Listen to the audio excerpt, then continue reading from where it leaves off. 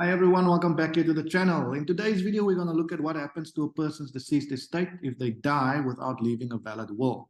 Now here in South Africa, basically that situation is governed by the Interstate Succession Act.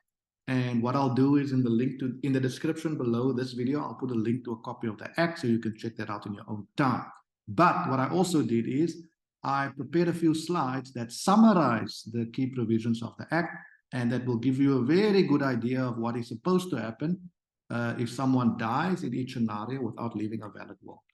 Just give me a second so I can share my screen with you, and then we can run through it together quickly. Share. That should be on your screens now. All right, let's go. So, if the deceased is survived by a spouse, but no descendants, like in this scenario, there's our deceased and he had a wife, that's it. Then the wife inherits the entire estate. Next one.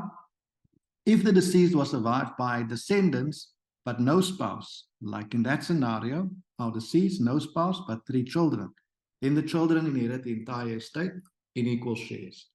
Next one, if the deceased was survived by a spouse and descendants. Now, this is an interesting one. There's our deceased, he had a wife, he's survived by a wife and 3 children. Then the act says, the wife firstly gets a child's share or the amount that's published in the government gazette from time to time. And at the moment, that amount is 250,000 Rand.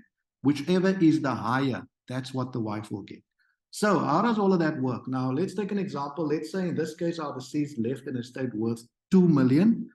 Now, firstly, how do you calculate the child's share?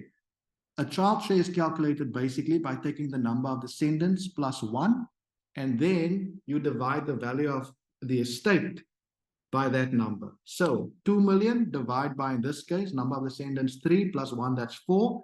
2 million divided by 4, that's 500,000, 500,000 Rand. So in this scenario, 500,000 Rand is more than 250,000 Rand. So the wife will get 500,000. What will remain? 1.5 million. And the children will then inherit the 1.5 in equal shares. Very interesting, this one also, to deal with it in practice. Anyway, let's move on to the next one.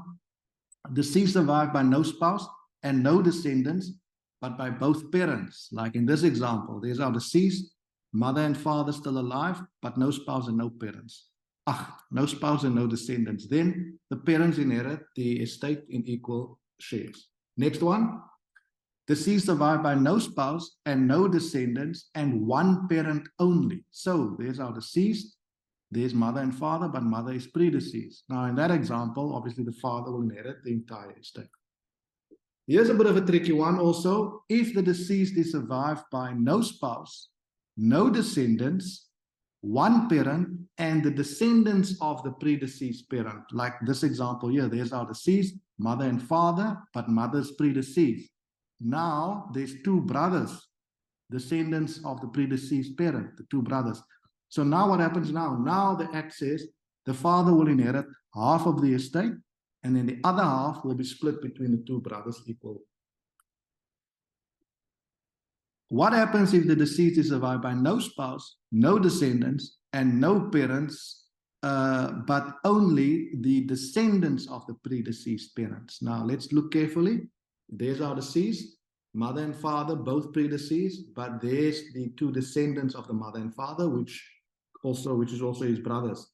So in this case, the 2 brothers inherit the estate in equal shares.